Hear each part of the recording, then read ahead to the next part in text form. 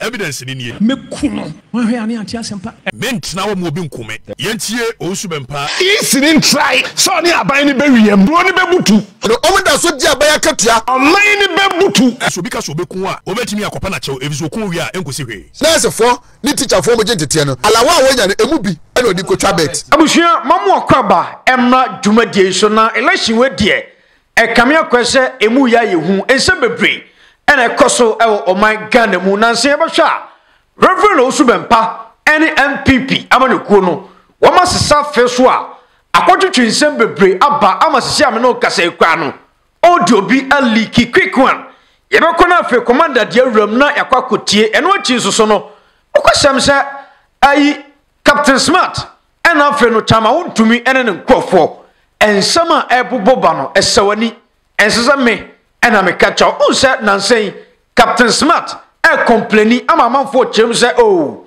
oye propaganda eno nanam so ama chama Wontumi so ene ne nkofo ababa so asam so a ba bia de na kwakodu no Ghana ai election we no e kamia kwese asomdwe no e yakwa bibi ho ba quick one commander yeah the writer yegran sem ni mu well the writer mama na wasi na eni nkomo the writer me shame nsamase but Captain Smart akodi nkomo bi ama information bi aliki wa kire iya ye ba bedi nkomo na eno achi e na Wontumi media no so ababonten edi nsem bi ababetu da esewani ese o ka kire chama Wontumi ne nkofo enya sem ketwa but ansa na ye beko ho no yenya adwuma bi mfi ho Rota na nsen Reverend Owusu Bempah ni MPP ense omoti ado anwoma so na ntokwa ni gusua ekoso enam so ama okotache afrifa ene sabi Reverend Owusu Bempah omo enya ntawantawa ma anya Angel FM aha so okotache fo no mo doso mo we nya sofo no we Angel FM akra okotache afrifa waliki info bi nsem bi asi between on Reverend Owusu Bempah ni sabi na nsen ntokwa ekoso between MPP and so for Owusu Bempah na asem we die sabi eche kuri but audio no wa ha nti mepese be kwa akotie ye tie audio ni wi a ye ba nkomo wa kire na ye ba bedi nkomo quick one election we die nse I am shishia kakra wo ho baro de ye nkoni nkotie mmra ketua bi na ye ba ensema commander de ba chena buhia ano eden yentie Owusu Bempah a enra wo frame me ne nkomo sa and nobody should tell me say na privacy a year dear ben one recording whenever somebody is going to perpetrate crime ne privacy no you protected under the law no emra na free ho ni ho biem it was Owusu Bempah so be suma manfo am ya bebo me Ghana police me ka kire mo me ye ba me fa me nsa ntome ho da Owusu Bempah so betumi nsu na gu fom Ghana police oba na obetumi nsu na gu fom amemfa mensa entome ho me nya statue and the city evidence ni nie afi yentie hello Bacho, good afternoon okay teacher prefect Madam Abajoani me Bacho from Owusu Bempah so for Owusu Bempah so for Owusu Bempah ne ka say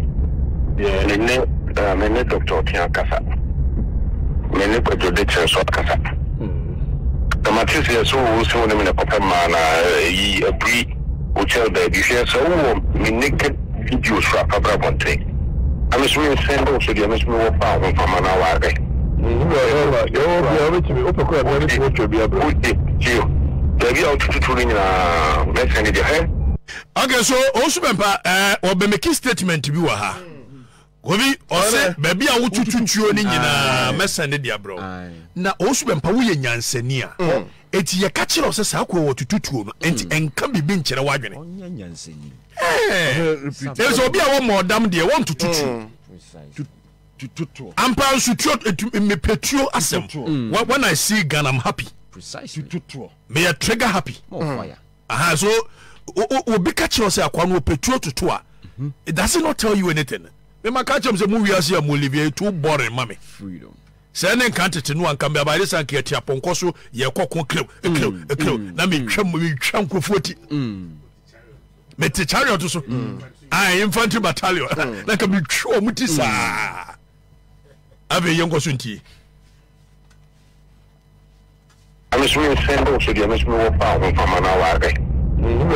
You're to me, open court, to be able to be out to touring let's send it ahead. So who them a hotel? I just don't know. But you're offering me no so customer card. Yeah, junior brother, I will give a cheap tray. What a small boy. And my lawyer is and come over now. Corporate and a master for Mudiabra, the man called Patchwan Paul. For the Neco studio.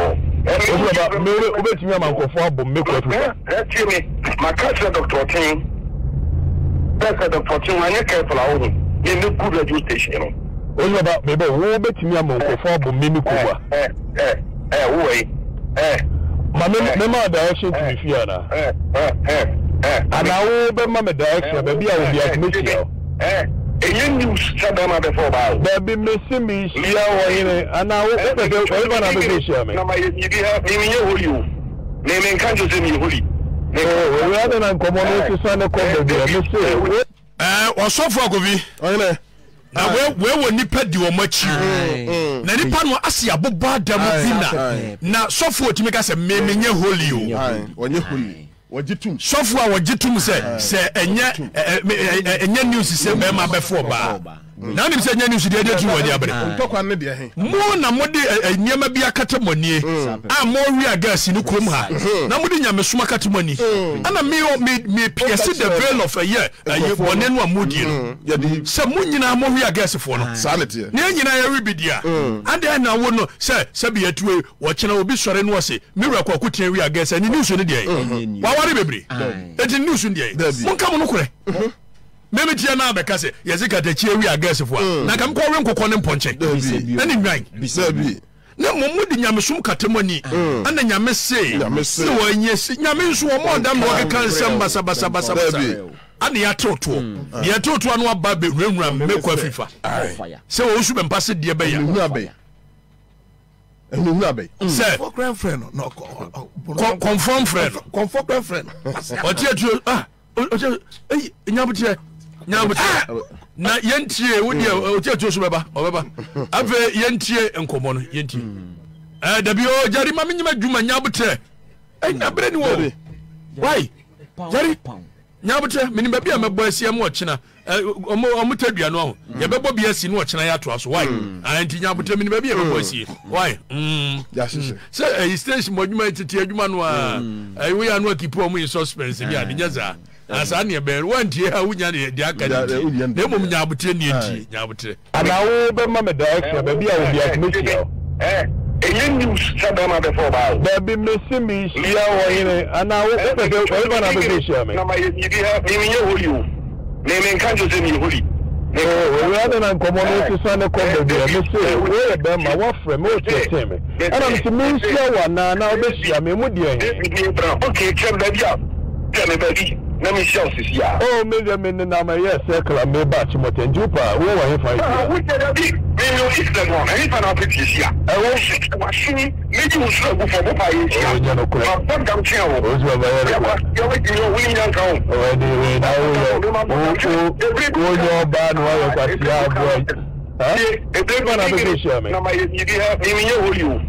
naming countries in your hoodie.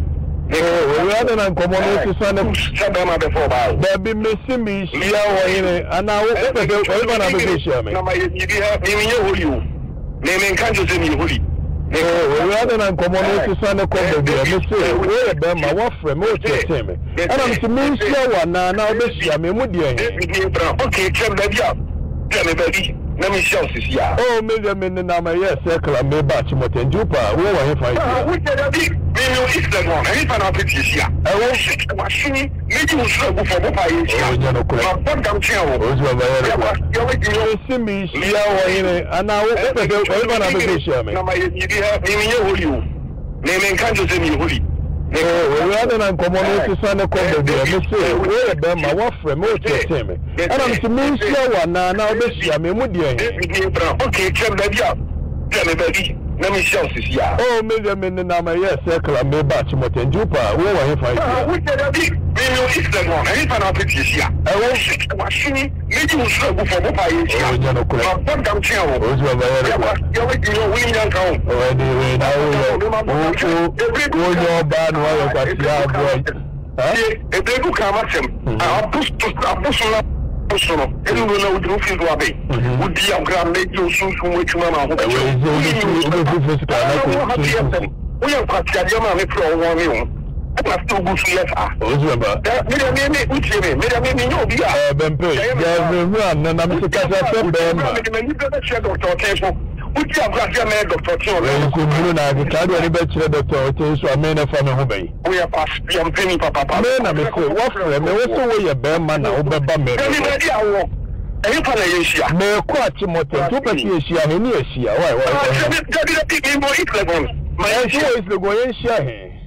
Are you for Asia? I know the way I want to ask you to Kaya, and the mini hour.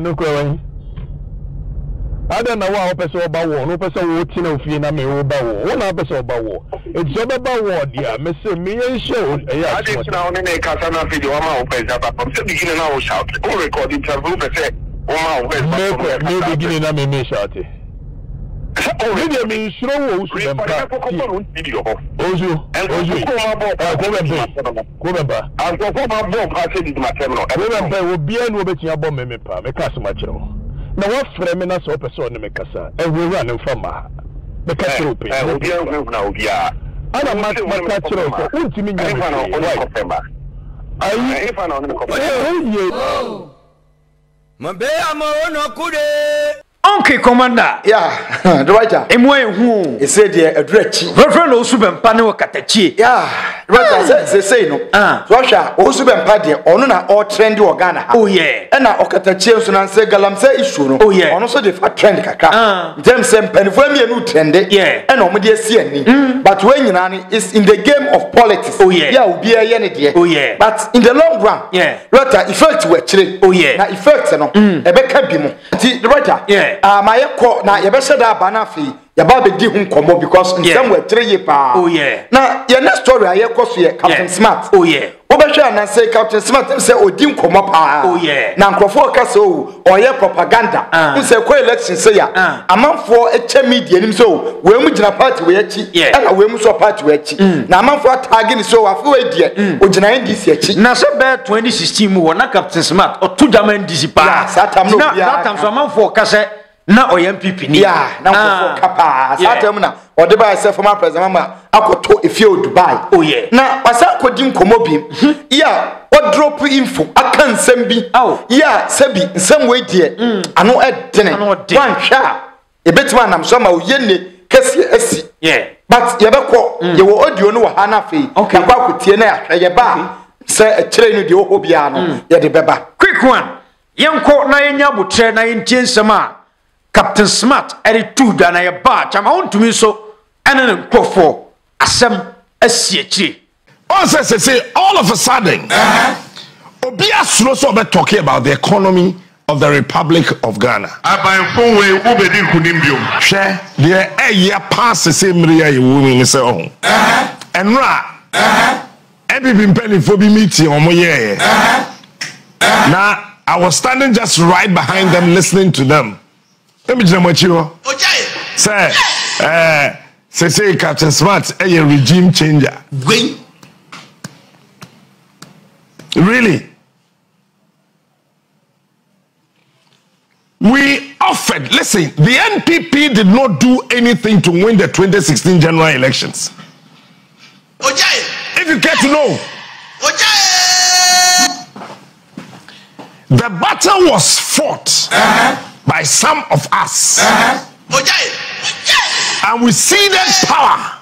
We just placed power on a silver platter. Handed it over to Nana Addo Dankwa Akufo-Addo.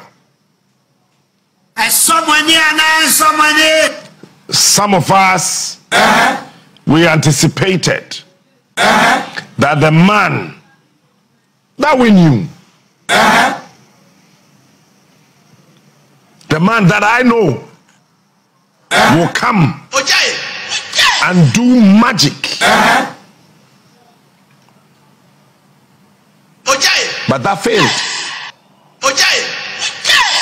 I remember one of our meetings. I asked a very simple question. What's the plan? I mean, what's the plan? What are we going to do when it comes to this, that, this, that, this, that? At that meeting, that we took that picture. My producer was the same picture, no? Myself, Nanado, Frank Ejechum. I went there with Frank Ejechum. That meeting, Frank Ejechum. Okay. So when we get there, we will put all everything together. Fellow Ghanaians. And then we will do it, and then we'll make sure that the people of this country will have a very good life. Levels don't change. Honestly, I thought that Nyamini and Kasawa, but the Yenya Nipadi Yaswadi. In fact, actually leaving Nima and going back to Tantra, Bibi Baba Jim said, the man is saying that Onya be the president now. Then he will put things in place. So what's his plan for Ghana? But I said, well, you see, when it comes to leadership, there are so many forms. Leadership, any formula, but our plan. Leadership, it's got no formula, but it's got a plan. So maybe our plan. And here we are today. Our president is saying what? Fellow Ghanaians, levels don't change. Economy we are bouncing back now. Yappy. Really, Akufado? Bra Willie? Really? Somebody should tell the president that unfortunately for him, the prices of Kenke went up yesterday. Kenke. Ekosoro and Ra. And you see, it's so bad, sir. Sometimes when leaders don't see and appreciate happenings, they would have no penchant to solve problems. People are dying. No jobs for the youth. And let me say this. On mine to say Ghana, a country called Ghana, where you have trained nurses. Somebody trained by state resources, a registered nurse, what's your licensure exam, asa pass. From 2020, nurses at FIE. Listen to me carefully. Nurses who were cleared said they have gone through all the processes. Say you bet me a friend say or a nurse. They are all sitting at home. 2019, 2020, 2021, 2022, 2023, 2024. They think they are still at home. They have not been posted because the Ministry of Finance and Economic Planning is saying that they don't have money to pay them. They've got no money to pay them. Should they be employed by the state? Ghana is the only nation under the sun where over 200 medical doctors, people, their school fees, scholarship was actually offered to them. They went to Russia, they went to Ukraine to study to become medical doctors. Now they are back home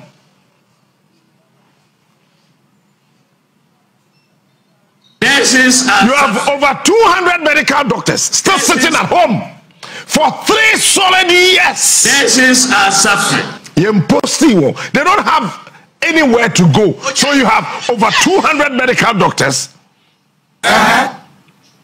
who were trained by resources from the state. They are still at home. Because government says that I can pay them. Fellow Ghanaians. So watch this. You know, medicine is a very delicate profession. Maybe you don't know. Doctors sometimes they behave as judges. Sometimes discretion. Some level of discretion is allowed. Because after a comprehensive medical checkup, blood works and whatever, the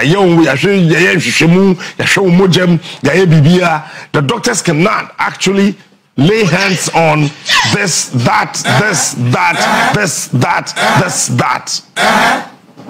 So sometimes medical practitioners exercise some discretion.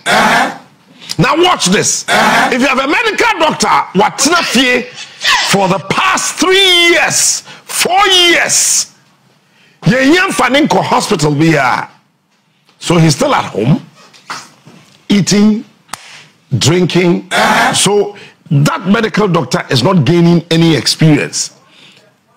He's not been offered any hospital to attend to any patient into any experience we are not if you then one day boom sir doctor no and so you're a medical doctor, so that's a hospital, go there. The doctors are aware. So there's no plan, and I am wondering who is actually feeding the man called Akufo-Addo. Some information we and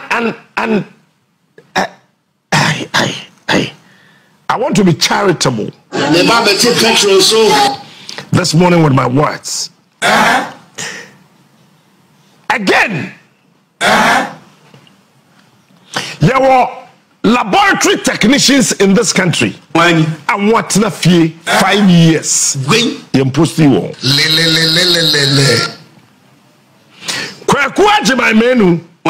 The former Minister of Health was pushing posting nurses, posting doctors, posting lab technicians, medical practitioners across the length and breadth of this country. And when we school, let's post them. No problem in any.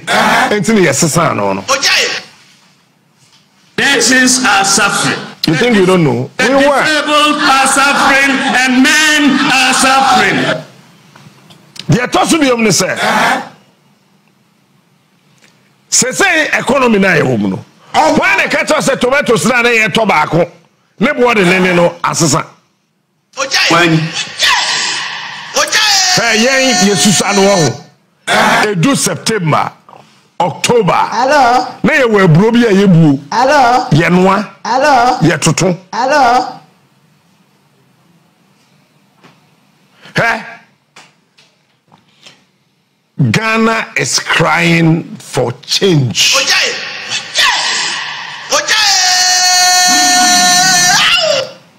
Me, a baron Nanado as a person. Fellow Ghanaians. Me penasem. But na memuo time. Mayana manye. A someone a baron. Muhammadu Bawumia as a person, me penasem, but wa bong. May you see the word incompetence. Wa bong, Bawumia, wa bong, or your bookworm. Bawumia is just an ordinary bookworm. Padino wa bong.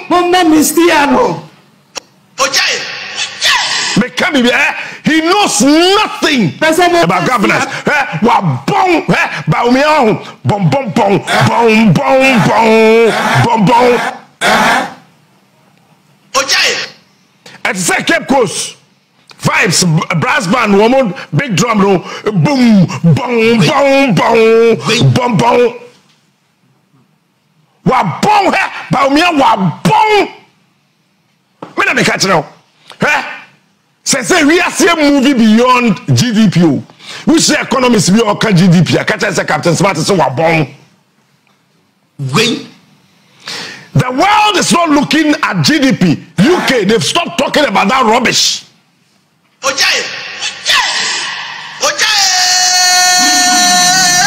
The world is thinking about human development index. About a memoir. How have you been able to develop the capacity of a nurse, a health practitioner, the carpenter, the driver, the mason, the broadcaster, whoever? How have you been able to actually build the capacity of the people? Human Development Index. That is what is ruling the world now. Say Krano, who Singapore and Malaysia, they are talking about happiness index. Hello. We are sitting here in this country thinking about that rubbish GDP 1818 and we sit and we listen to who? Economists. Gross domestic product GDP. What has that got to do with Kwakubicham out to go montage?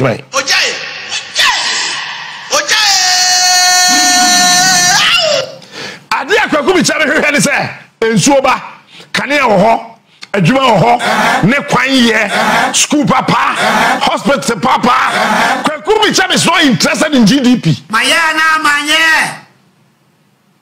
Say ya me meti hey. Me mpe GDP etan ebon.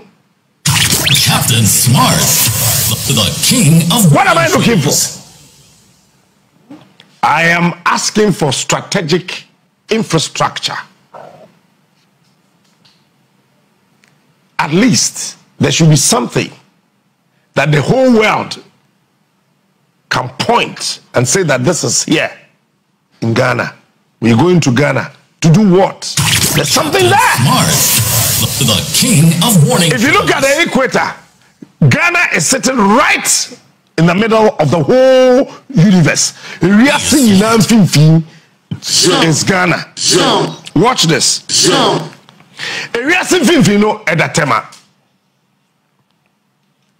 Kwame Nkrumah saw the need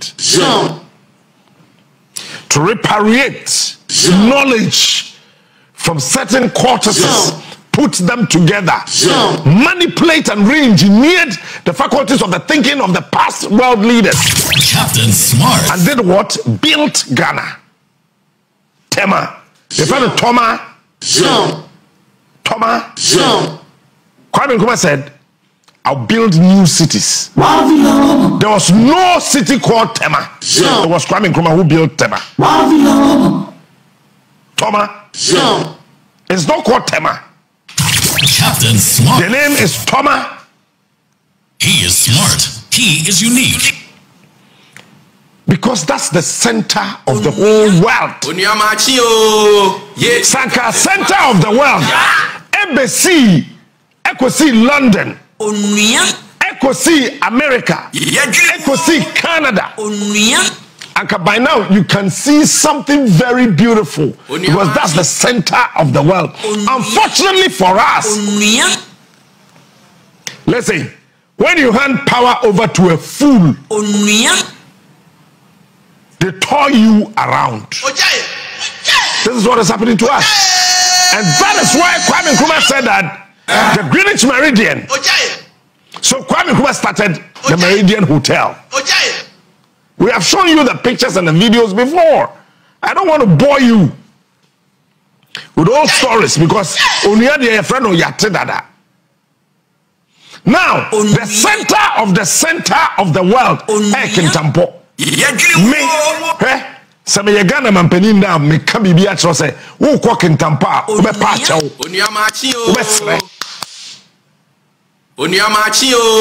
because if Tema is the center of the world, now the center of the world is Kintampo. Ghana Pimfi Kintampo.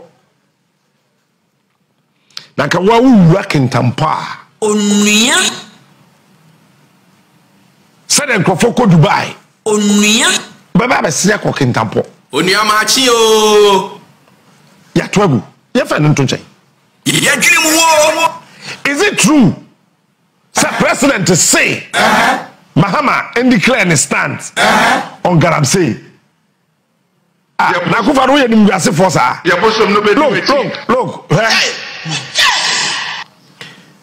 Kwame Nkrumah Kasembi is in one of his memoirs. Any book I say political bipolar is what is killing African leaders. And I think Nanado is a typical example. Fellow Ghanaians. Political bipolar. A chosen leader. A cell BBA. Akufado is a political bipolaric patient.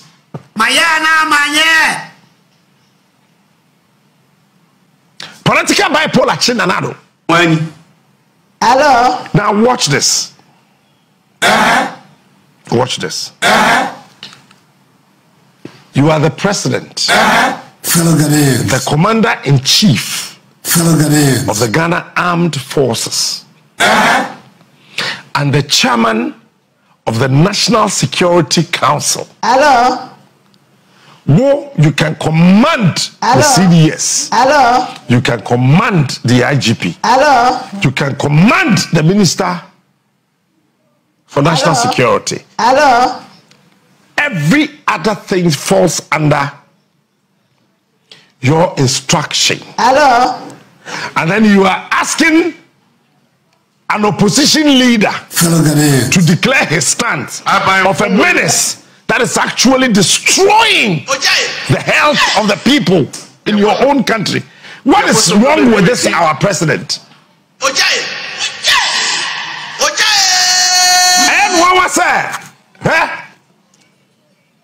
Mutemi.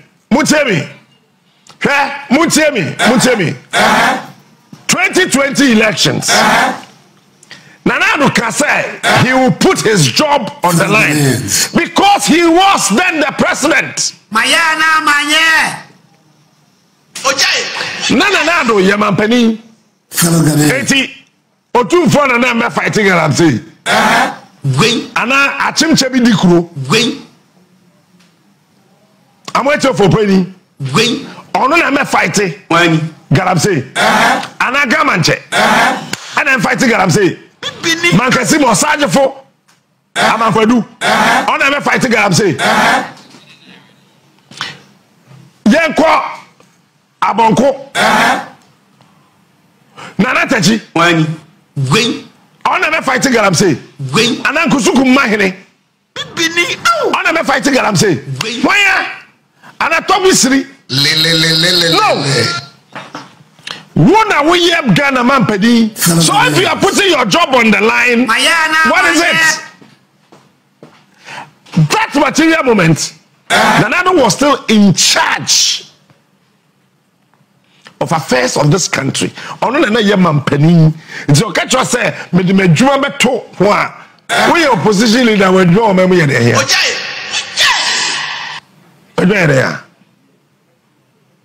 And you see, it's shameful. It's a disgrace. I don't want to borrow words. But you see, there's something wrong with our president. Fellow Ghanaians. Things are not adding up.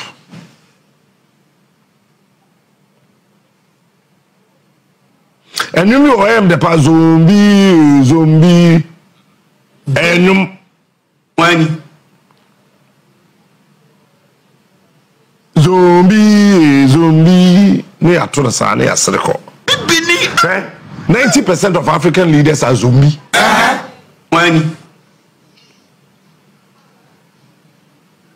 Watch this carefully.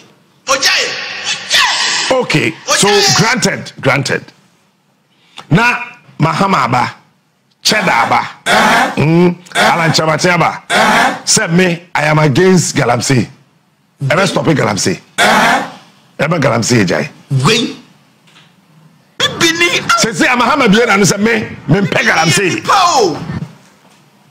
Pacho Galamsey be jai. Ha, Mahama. Yet the Yamia says, "We know your mampany." But you order the Ghana Armed Forces. No one can say, "Kopam Galamsey." You see, this is a man we killed to vote for. Or today, Akufo-Addo today, Mahama declared a stance on Galamsey. Really, it is to declare the stance is here obeying. Ghana for ya to abafo aman grophobia omoya phone brother Samuel na to nyum no nipa phone e cancel phone saying wona Wontumi so bet me after say hey yaswesi besenko patro Minister of Lands and Natural Resources Cheddar na appointed no Minerals Commission boss. Why not appointed no? And you see, the na essere say, ye Ghana for you to o madria bofem. No man so budget so. Ayare fo asefo. Le. Wani. Ojaye. Nanado. Obiye ni asasi so declare a stand. You are the first gentleman of the land. Anami Boameti. So a first gentleman. So declare your stand first.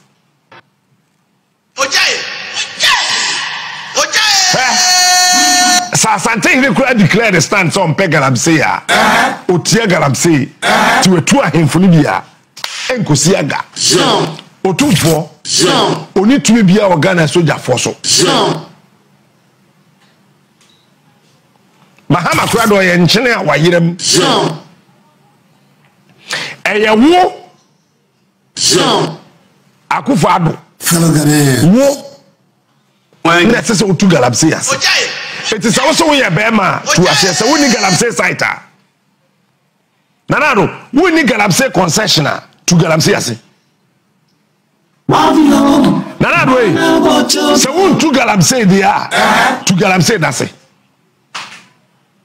Because on the 7th of January 2017, you boldly announced to my hearing that Captain Smart, you got to be a citizen and not a spectator. The president announced to my hearing and your hearing that Ghanaians, we got to be citizens and not spectators. Nanado, now you have turned the chief spectator. Why? Akufo-Addo, unimadi oyewu. Madam Kato, papa no on an amhokwa. Unimadi ebia oye. Makani ye kra. Sisi ya meno kase. Unimadi ekoso baby ya. Oto sa bantu he. Wonim say ba omi empesa na no ne be campaign.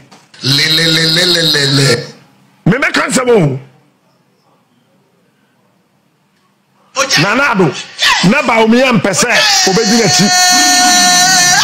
I am telling you today, at one meeting,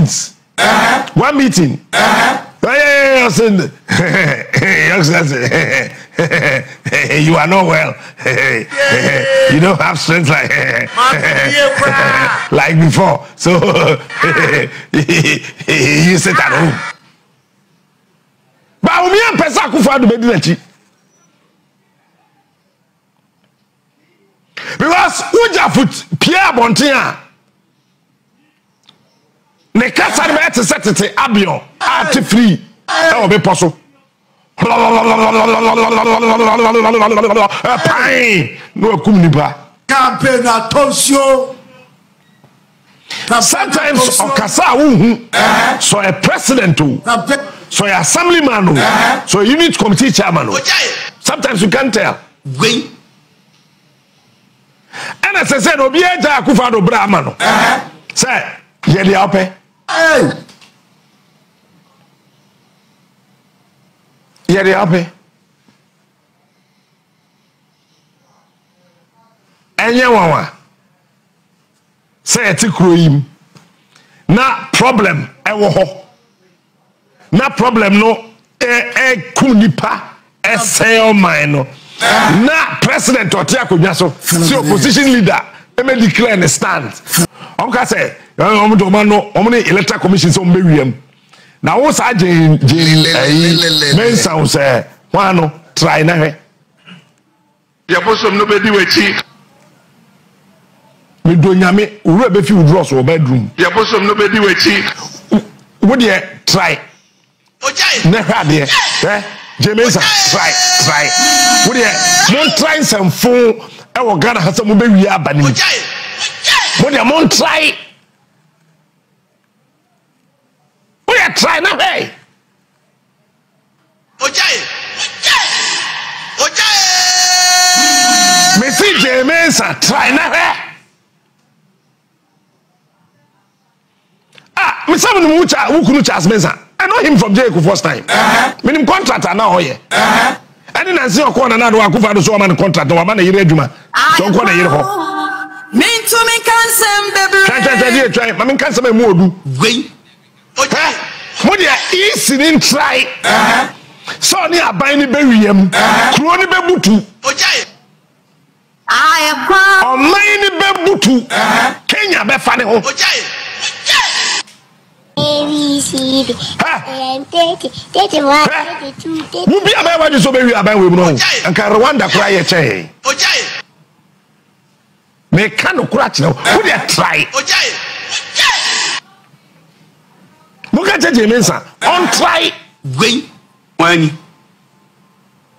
So far MPP communicator. Deputy director of ECA. Who dey mon try? ABCD. MPP communicator. We are deputy director of electoral commission. What me da? Try. When you see is in try. When you try one polling station. But who moja be gu kroma?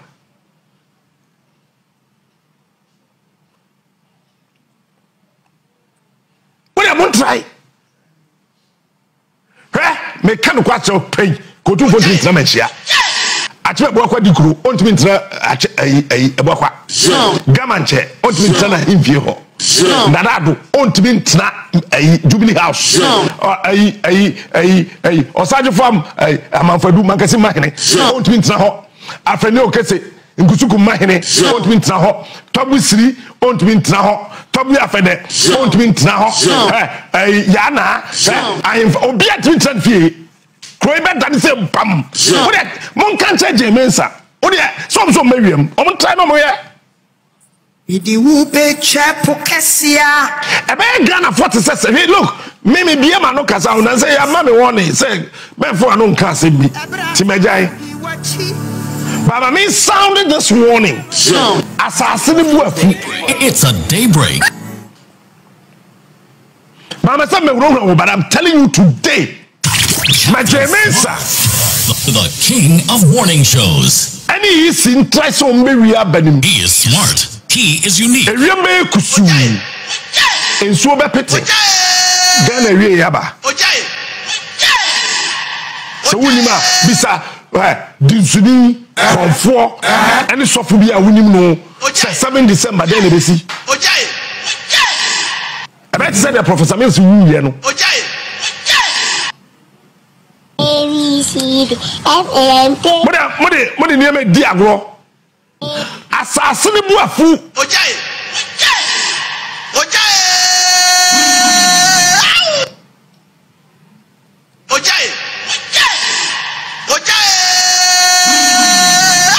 etu dia be Mensa so I na so be wiem oni MPP for be wiem eti sanka omai te se Ghana yo manya sabe buru sabe nyado ye pa omai ya anka kwanya wotibi swape ballot positioning with Sakwa Bino. Okay, commander. Yeah, the writer. No question, sir. Baby, I didn't call the answer. ano ya din ya ese no ano ya din pa ese no aduru adwa beju pieto e bia aduru ne de em se aduru ntokwa ani brabem na minim se ye be sha da tena se abe pension seminum but quick one yenko ene sorry so na afi no yen sorry so wo right we de ma me fe twam tew na yen sorry brepem ye ba e benya daje se de wo kan na ya church nsemu right after nsem we ena oheneba ena wontumi fo no so ekotena ase ena omo start say omo so di omo nkomo na omo so atuja akansem ama bebi aduru no ano ayetene na omo kirem se sebi former president mama right nsem omo kade nse ditie mepese betie efre omo ankasa num ye ba nse kire no ebenya da agena afi ya ba bedidi nkomo ni nyina quick one yenko na afi so yentie chama wontumi ne nkrofo nsema wamudi tu dwana minimisa ebesa da tenase na pension seminum na afi bibia ai kama aha eye brighter media na dabia ya na yesu se aban entimi mfadwuma for dodo na one school ene se woye university graduate na John Mahama Breso otrefie for 1 year 2 years 3 years na wanya adwuma anye wa brampo na enipa bi kwampo akọ pension also form no ntimi ntiom ka ma memma one clue adwuma yefo akatua na aban etua na aban tua sika ma nipa bi a omunya adwuma ma oman kwan bi aso na nya sabre na nka benim se samai wotimi kwachoba ekoto fufuo di samai timi sign signature se samai na ti owia se de foko ko ba yi a bibia ene foko lemozi odi be si fia kai be si foko no bo se ba pa no why na sande manu ya enam se nipa no ebia wo free mu wawu wotu kwan oko school waje adwuma ye na so ni dinda so wo aban akatua ngoma mu ntino aban fa ne se na katua adwuma ye fo edoso enti wontumi mfa bi nka ho ebia na so wo school wutifie enipa be du ekọ pension enka ban betimi afawo amwa ba ye adwuma nanso ban gata mu no wo ko pension o da so dia ban akatua enti ban wuru de ntia wo se ofa bi ka ho ena nipa betifie no mo dia akatua ena ye bo ho ka for no work or no job done ena ne ka say ghost names wo mu a o mo ntiase o mo nya adwuma ensamanfo a aban etua wo mo ka na God's name see ya kan wasem kai Dr. Mahmoud Bamia ebeye mampani abedi echi ene o trust no so oh na se we de e ya de ketekete kra ekwa be fo so a ye be ye free ho de e ya de ketu bi de di kan ye nya Ghana card enti Dr. Bamia be ka say o man Ghana card ba ko a obeje seza o man interchange edu ekwan abronsan abonta na amanfo twana da pa efise omo no kasa na omadwe no sabeze bi mu ha eni so de wura kura Dr. Mahmoud Bamia no na omo ntiase enti Dr. Mahmoud Bamia kan sa no na wode aboso bo ne yem se Ghana card mampane kofo na sha ase fofia antoata no fra konya so ndisi fofia nwotwe wo mantimi anwene amfa nkosi po se ekwan be yemfa so be Ghana card ni no mutu wona makwa ko say be buye sika twitwidie over 1.2 billion Dr. Mahmoud Bamia ba yo se dabi edikan Ghana card ye be ye amana yi de tosum you no say sika na nkomode ye no ye betima chemu be ahanu e de ba akopɛ e na aye 1.2 billion no me 4.6 million e na be ye e na Dr. Bamia ye Ghana card o ye Ghana card ni wie ye no e na se dabi they say no I was obi ne number unique number for code there e danso free me kwabena me de e danso free aso de I still there danso enti no won nsem aguso no ya hwehwa e bewunu na unconfront obi de no say slate o slate number ya merge with Ghana card that is your social security number afi o tax identification number 10 no and also so ya merge o national health insurance ya merge na afi se nipa ba ko gina wono mu a o gina wo so no nko a sama bi anka ho ti se owu a sabe wawu otiase eno anu na afi auditor general controller and accountant general auditor general senate for sha se ene omununum na siketwitwi dia ensamanfo a omudi wa aban a Ghana card yinti enne abayi sa ne ma na free ho no enti na sa wo ya abayi ma na wunna e kira aban behu wakatua ya mfa mawo ena obi kwampo so entumi emma meje enti sa gosness no eni pam na omoja aban katua na omontiase obi kwampo timi tu kwan akwa amanone emfienum emfiemienu emfiemiensa na oda so aban akatua es no nya adwuma bia emma aban ena Ghana card ne ba no eyi safo no nyina fi ho eno na ma aban nya ahoden se obetimi afa nurse for ebe mpema hanu ni eche obetimi afa teacher for obetimi afa physician assistant lab technician efise na nipa bi nya adwuma so mo ji akatua ti gosness no Ghana card yi sa de ba nyina free one no and aban so oh na se na akatua na metua nipa bi nya ho adwuma and ma mento adwuma ye for na me fa sa akatua nya de e ma omu enti na we unemployed graduate association member na wotifie na dan kwa kufuado ene Dr. Mahmoud Bawumia etimi fa wadwuma na eye Ghana card e ma yehu se nipa bi wo ho no mo nya adwuma edomu sika ne yemfa ma wo na wo meya adwuma wabra akatua ne se wo na fata wo enu ntira edi on 7 December wo kwa akwato ba kayo say yes exchange rate no ekoso kakra fuel ebono o ma na ekoso kakra transportation fares ekoso kakra bia wonum kwa ne bo ekoso kakra na emom senkenya Dr. Mahmoud Bawumia daruma eni eyin samafo ne din fra ba katua ngomam eni etimi fa wo adwuma ne etua wo ka enka sade ma ye kan nyina ne bo ekoso enka atifie wo se ne adwuma ye bara wo brasia ma ne dia kwa so ye srawo se ene de wo adwuma ye ene ne mamu aye den kakra enti me pa cho nyani da so wa ban na wa ma wadwuma aye no se ono ebetumi asama ne mamu ago se ne mamu angumpo a ene enhyehyɛ ya Dr. Mahmoud Bawumia ede eba no ebetumi ama aban apagya wakatua mu akosoro na onsoso watumi anya bibi atumi aye mranche ne mabawa monsoso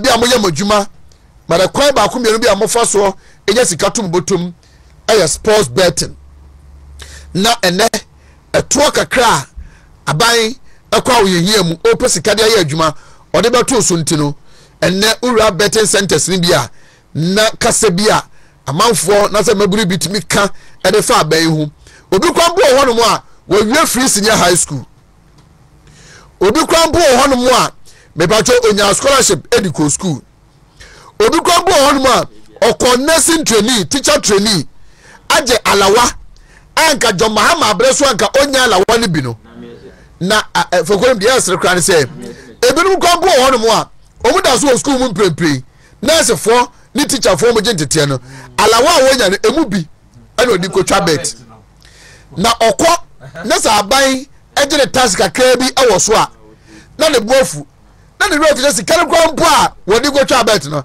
aban ana di ama no anka ejoma ama aban a enka alawa no onya ana wonya bi mpodi akotwa bet ene age so tax enkonya power mpomfa charge sika de minnuanom mrante ne mabawa me ne mudi nkoma no pay sebe eye kapre kura no bi je free wono mu a eya aso bi je oge no nemum mesremu ada montiase se abai bi abreso 3 4 5 6 years ago na ye ni platform ye ni hyehyeye a sports bet na utwa bi kura eyeye na ye loto nko a na akwanya ya create that platform, that space, that programming a wutimi akọ e download the app e twa wo bet no me pa cho e ya baby e na ma na ye possible me gini yes as abai be board ro kon se me pesa me ya de we na mranje ne mabawa na nugo ye nya mranje ne mabawa o na no da pa ya stadium a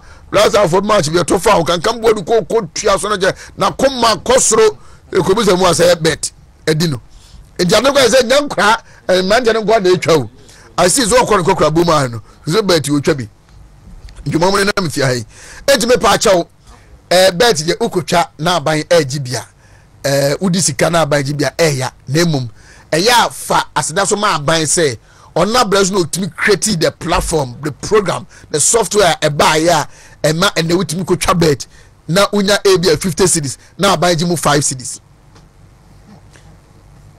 se ebia nkanya aban we a enka sa opportunity no kwa no enye dey eni ho se biduru ba bia ne ya akwa se agora ye ne nyankopon edia ye ne nyankopon edia na ye refie ho no ye bebɔ mpimo mamadwumo onye adwuma ye se kim niema mienu na ɔne nyankopon di hide and seek ho de di kan ɛyɛ sɛ ɔde n'adwuma bɛyi ne ho ano na nsɛ madwuma no menya kwan wɔ ntina na asɔre kɔ ayɛ basa 2 yɛtua ne ka na nyankopɔn bible ɛna ɛka ho sɛ ntuso dudu akatua na wɔgye yɛ no kyɛmu du na fa nkoro na fa baako brɛ ɔno nyankopɔn no na ɛno nso so ayɛ asɛm na afei na ɔbɛyɛ calculation nneɛma koraa mpo a gyɛgyɛ wɔde nya bɛwura ma wɔkɛ ansa na wabɛtene tight na ne rebi sɛ ɛmɛbi atwam na ɔni adwuma yɛ ɛna nyankopɔn ma no de tumi srɛ wo bɛten tas mu bi wɔ hɔ no mu a irritate mu bi wɔ hɔ no mu a ɛhyɛ ma bufuo mu bi wɔ hɔ ma pile nanso no bear with this government na sɛdeɛ Dr. Mahmoud Bawumia ahyɛ bɔ na waka ntam sɛ electronic taxes no dodoɔ na no obɛyɛ firi ɔmo nim sɛ ne government no will also do justice to bɔhyɛ a wahyɛ